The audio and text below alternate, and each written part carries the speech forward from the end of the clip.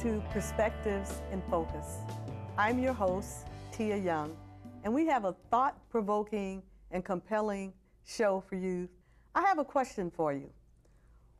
What do you do when you watch a loved one die because of mistakes and irresponsibility of those very professionals who have taken a pledge to care for and save the sick and the disabled? Well, our guest and family suffered through such an ordeal 25 years ago, and she is here today to tell her story.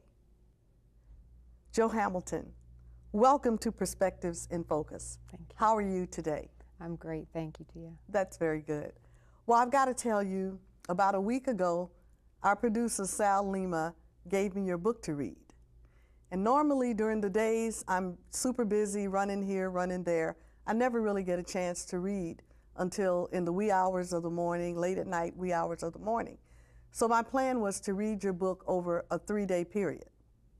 Well, I got the book, I started reading it, I couldn't put it down.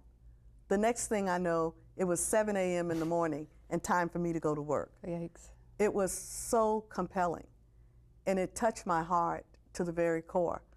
I also have to tell you that it was a healing experience for me personally, because almost a month ago today, actually, I lost my brother to complications from prostate cancer.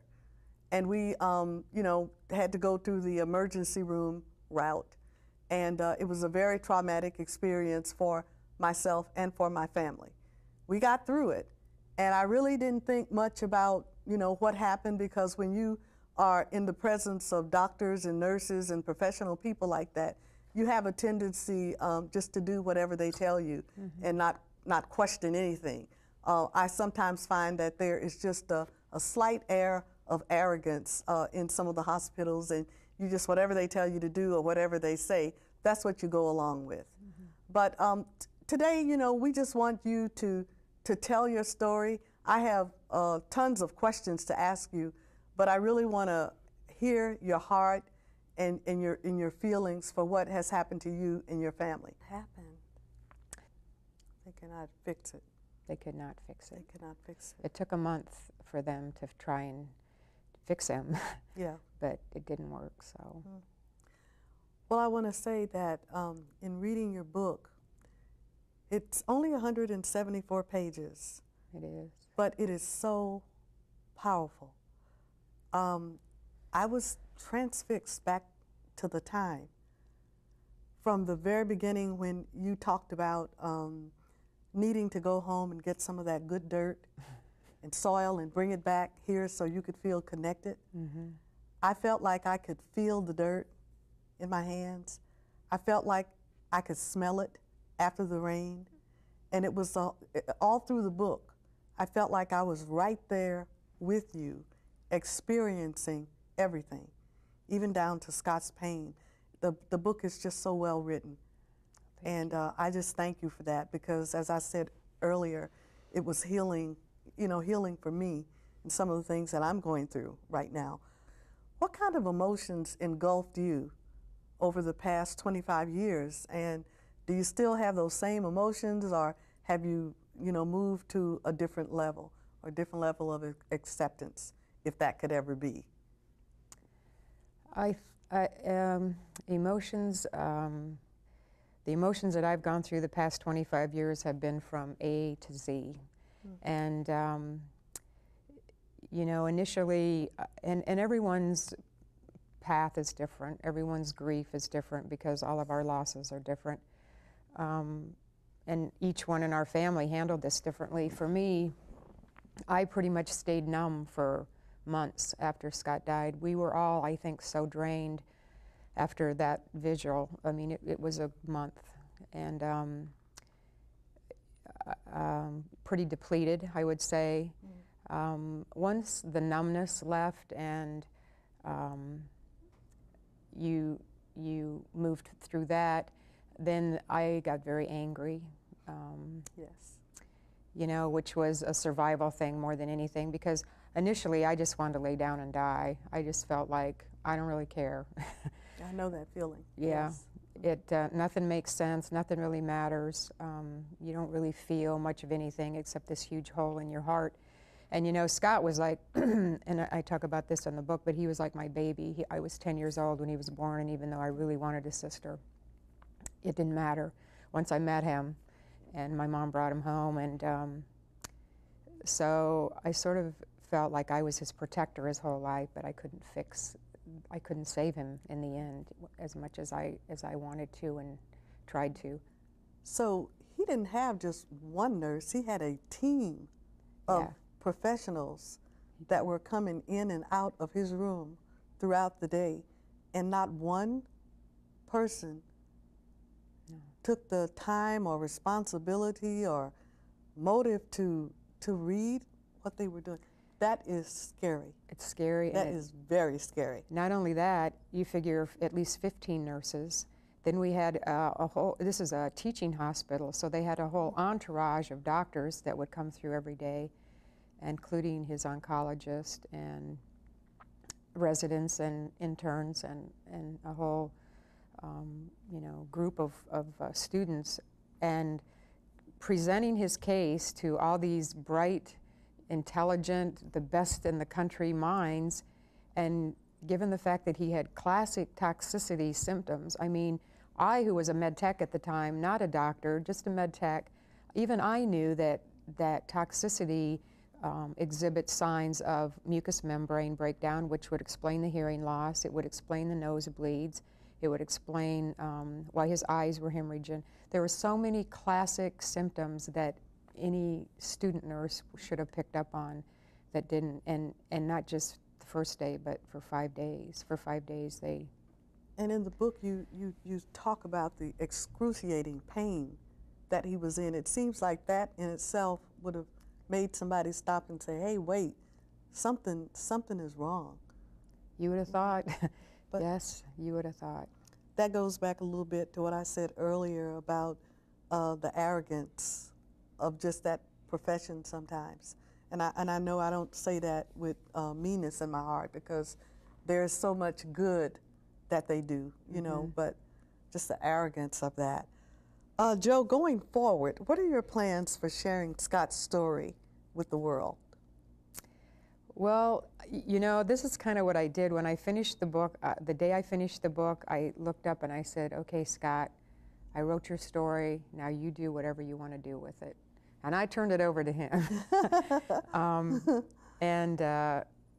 Because, you know, you never know what's going to happen. I mean, I didn't even know if it would get published. That's true. I wrote the story, but somehow it had to get published. But you know, the amazing thing, and this was through a lot of prayer, a lot of meditation, the things that I needed to have happen, people just walked into my life when it was time for that to happen. And a couple weeks ago, I actually spoke on the phone with a Hollywood producer who had the book, a screenwriter read the book over Christmas, and told him that this could be a made-for-TV movie or a big screen movie, in his opinion. Yes. Whether that will ever happen, again, it's up to Scott, I decided. That would be a great, wonderful thing, because, you know, the whole purpose, or my main purpose in doing this, was to keep my promise to my brother and to have it have an impact on other people so that they wouldn't have to suffer the same loss.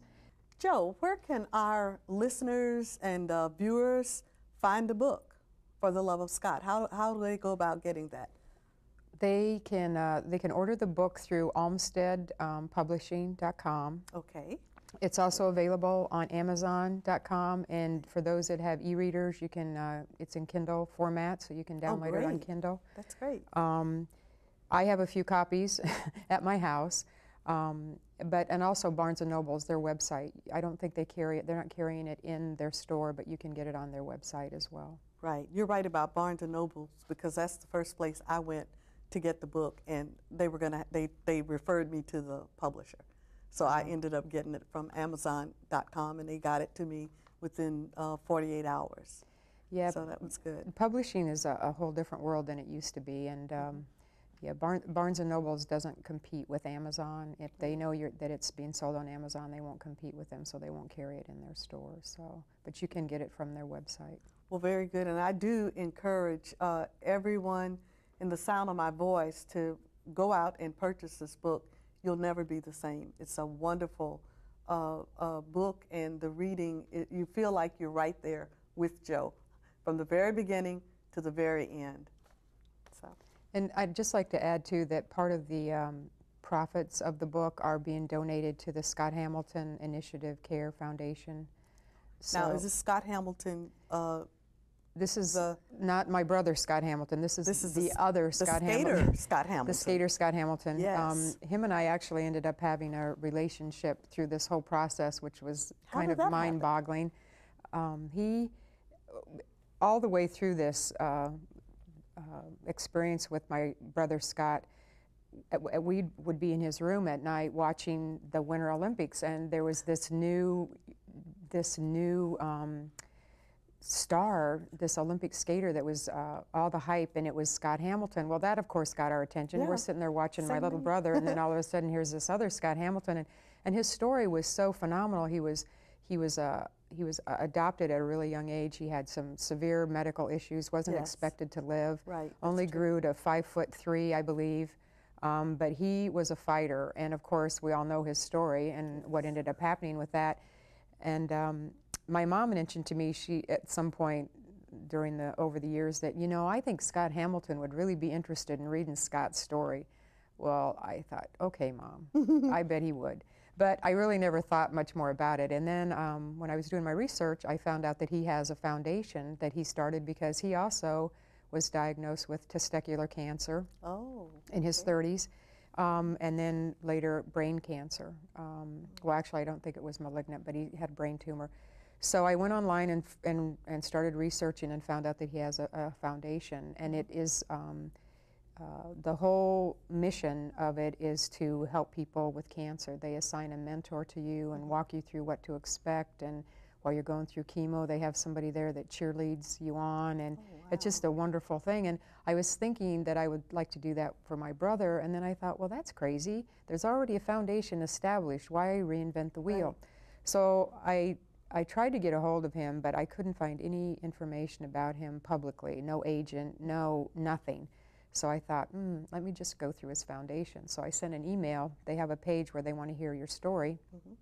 I sent a brief little synopsis and heard from the director, and he said, when your book's finished, send it to me, and I'll make sure that Scott Hamilton gets it. Well, awesome. It took another year, but I got it finished, and then I sent another email and said, okay, the book's finished, you know, where can I send it? And I came home from work, and I opened up my little laptop, and I checked to get mail, and I see this email in my inbox, and it says, from Scott Hamilton. And I had chills up my back of my neck, and it was just kind of freaky, like my brother's sending me an email. That's kind of bizarre. Wow. And then I remembered, okay, Scott Hamilton. And his, so I opened it up, and it was just this brief little email that said, I'm so sorry to hear that your brother survived his cancer only to be, lose his life from, you know, the chemo, and I would really love to read his story. Please send it to this address, blah, blah, blah. So as time went on, and then I had to get it edited, and then I had to do a cover, and I had to do all these things. So we continued to write back and forth. I'm like, don't give up on me, it's still coming. And he'd say, it's okay, I'm really busy with the kids. And I mean, we probably shared probably 7 or 8 emails over the year. And then finally I could say, okay, it's finished, and I, you know, autographed a copy and sent it to him and told him that I'd really like to donate a portion of the profits to his foundation. And so he was that's like, wonderful. Well, Joe, we thank you so very much for sharing on Perspectives in Focus, and I'm sure the producers are going to want to have you come back. Will you promise to come back and share more with us, because we like to know more about what's happening in the future for you and your family. Okay. It's just a compelling story, and again, I thank you so much. As I said earlier, it's been healing to me, and just thank you so very much. And thank you, audience, for listening. And we look forward to seeing you in the next Perspectives in Focus. Good day.